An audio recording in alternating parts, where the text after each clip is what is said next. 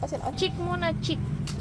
Another first time ng aking pamilya at ito namang pinausukang kanin ang aking ipapatikim sa kanila ngayon. Pero bago ang ating pagluluto ay ito na namang alaga ng ibang ating atupagi. Tignan nyo naman at pagkakita sa atin ay heto't kumaripas na sila ng takbo. Wala ka ikata. Gusto eh. O hair niya, ulo, Alay, hinangin sa ulo. Yan.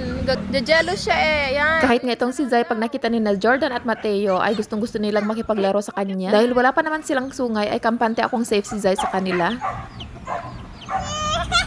Matapos ang pagpapakain sa mga kambing ay ito namang ating lunch ang ating aatupagin. Kulang pa nga tayo sa ingredients kaya naghanap sa garden kung anong makukuhang pang-asim at ito ang lemon ang aking nakita. Mas hinog. Ito na lang. Bismillah. Quick na pagpipitas nga lang to dahil natatakot akong baka maunahan ako ng mga pusa dun sa pinapabantayan kong manok kay Zai. Mabuti na lang at mahigpit ang bantay ni Zai at buo pa naman itong mga manok. Maglalagay tayo ng lemon, konting asin, spices at saka masamasahin at ibabad itong ating mga manok. Guys. X. Nagawan. 2, 3. Alis. Ganito lagi ang style ko pag nagluluto ako ng chicken na with skin. Lagi kong priniprito nang sa ganon ay masir ng konti ang taba ng skin. O hayan, may idea na kayo kung ano itong ating niluluto, no? Since nung day one na pinagluto ko ng biryani ang aking pamilya ay nagustuhan na nga nila ito. At yun na nga ang madalas nilang i-request. Pero sabi ko nga sa kanila, one day ay papatikim ko sa kanila ang chicken mandi dahil feeling ko ay mas magugustuhan nila ito. Sa aking experience kasi, nung first time kong natikman ang biryani ay hindi ko kaagad itong nagustuhan. Pero nung itong mandi ang aking unang natikman ay halos araw-araw gusto ko na siyang kainin. Year 2006 nung first time ko itong matikman at dun pa nga sa Bahrain. Dahil nga sa hindi ako familiar nun sa Bahrain ay may taga-order ako ng pagkain at nung natikman ko nga itong mandi ay tinanong ko talaga sa kanya kung ano tong pagkain na to. At talaga namang halos araw-araw ay yun ang nire-request ko sa kanyang i-order niya para sa aking pananghalian. Kung bakit mas nagustuhan ko itong mandi kaysa sa biryani is because I think mas less ang spices nito. I mean, mas less ang tapang ng spices. And usually, ang condiment ng mandi ay itong tinatawag na dakus. Ito na. Excited na si Chacha. Oh. Yummy! Ito ang sauce. This is the spicy. Ako na!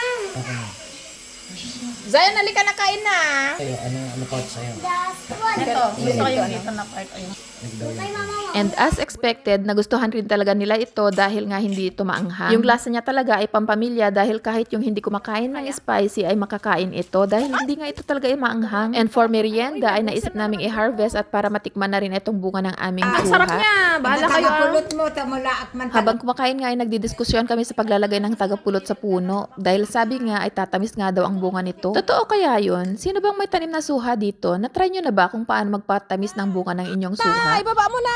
Ibaba mo kasi nagagalit siya. Mapakan mo. Tama na. Kung may breakfast ang mga alaga ng iba, ay syempre meron din silang hapunan. Kaya ngayon, andito na naman tayo para pakainin ang alaga ng iba. Bisit mo yan. Saan mo dadalhin? Itong si Zai, may balak yatang mag-uwi ng isang sisiw. At sunod na araw ay iba na naman ang kanyang natagpuan. Tingin. Ang